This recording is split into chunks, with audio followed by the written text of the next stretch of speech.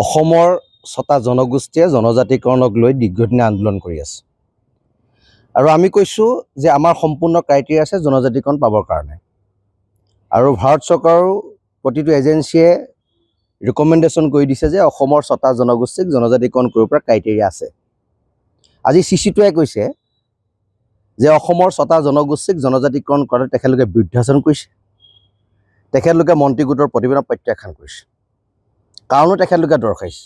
কিন্তু আমাৰ স্পষ্ট মত, তেওঁলোকে লোকুৰ কমিটিৰ কথা কৈছে 1965-ৰ, যিখন লোকুৰ কমিটিৰ আধাৰত ভাৰতবৰ্ষৰ বিভিন্ন প্ৰান্তৰ ৰাইজে জনজাতিৰ মৰ্যাদা পাইছে, তাত যিকেইটা ক্ৰাইটেৰিয়া দিছে সেই ক্ৰাইটেৰিয়াকেইটা অসমৰ ৬টা জনগোষ্ঠীৰ গাত আছে বুলি আমি পূৰ্ণ পৰ্যায়ত বিশ্বাস কৰোঁ। কিন্তু তাৰ লগে লগে এটা প্ৰশ্ন যে যিসকল এক্সিষ্টিং যিসকল ট্ৰাইবেল ইয়াত আছে তেখেতলোকৰ সেই 5টা ক্ৰাইটেৰিয়া আছেনে? প্ৰিমেটিভছ টিপছ তেখেতলোকৰ আজিকালি আছেনে? তেখেতলোকে একেটা জেগাত আইচলেশ্যন হৈ আছেনে?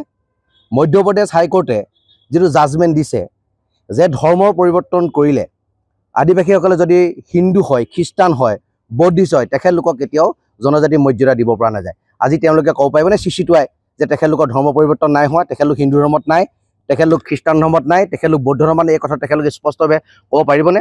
আৰু তেখেতলোকৰ ডেভেলপমেণ্ট নাই হোৱা বুলি তেখেতলোকে স্পষ্টভাৱে ক'ব পাৰিবনে? 342 আৰ্টিকুলৰ মতে যিধৰণে তেখেতলোকক জনজাতিৰ মৰ্যাদা প্ৰদান কৰা হৈছে সেইধৰণে 342 আৰ্টিকুলে জনজাতিকৰণৰ পৰা উলিয়াই দিয়াৰ প্ৰাৱধান দিছে। গতিকে এই কথাকেইটা আছে লোকুৰ কমিটিত জনজাতিকৰণৰ আওতাৰ পৰা আঁতৰাই দিয়া যিকেইটা প্ৰাৱধান দিছে সেই প্ৰাৱধানকেইটা আজিৰ তাৰিখত কেইবাটাও জনজাতীয় মানুহৰ গাত খাটে। গতিকে সেইকেইজন ব্যক্তিয়ে নিজৰ কমিউনিটিৰ কথা ভাবক যে তেখেতলোকে কেতিয়া জনজাতি হেৰুৱাব। গতিকে আনক লৈ মাথা মাৰিব নালাগে, সৰ্বভাৰতীয় পৰ্যায়ত তেখেতলোকে মাথা মাৰিব নালাগে। তেখেতলোকে নিজেই কওক যে তেখেতলোকৰ ধৰ্ম পৰিৱৰ্তন হৈছেনে নাই, তেখেতলোকে আইচলেশ্যন কৰি আছেনে নাই, তেখেতলোকৰ যি হিষ্টৰিকেল বেকগ্ৰাউণ্ড সেইটো আছেনে নাই, আৰু তেখেতলোকৰ যি কালচাৰ সেই কালচাৰ পৰিৱৰ্তন আহিছেনে, সেই কথা বতৰাবিলাক তেখেতলোকে নিজে ভাবক। তাৰপিছত তেখেতলোকে চিচাৰৰ ঘৰত থাকি আনৰ গালে শিলগুটি মৰা কাৰ্যটো বাদ দিয়ক আৰু সামগ্ৰিকভাৱে অসমীয়া উন্নয়নৰ কথা ভাবক। যি সময়ত অবৈধ প্ৰব্ৰজনকাৰীয়ে আন্তঃৰাজ্যিক প্ৰব্ৰজিত ব্যক্তি আৰু বহিৰাজ্যৰ প্ৰব্ৰজিত ব্যক্তিয়ে যিদৰে অসমৰ থলগিৰি খিলঞ্জীয়া ভূমিপুত্ৰক ঘৰতে চেলেঞ্জ দিব পৰা হ'ল, সেই চেলেঞ্জৰ বিৰুদ্ধে তেখেতলোকে মাত নামাতে আৰু থলগিৰি খিলঞ্জীয়া জনতাৰ বিৰুদ্ধে তেখেতলোকে মাত পাতে। যেতিয়া এই জনজাতাই অসম আৰু অসমীয়াৰ স্বাৰ্থৰ হকে কাম কৰে তেতিয়া তেওঁলোকে উল্টা পুল্টা কথা ক'লে আহে।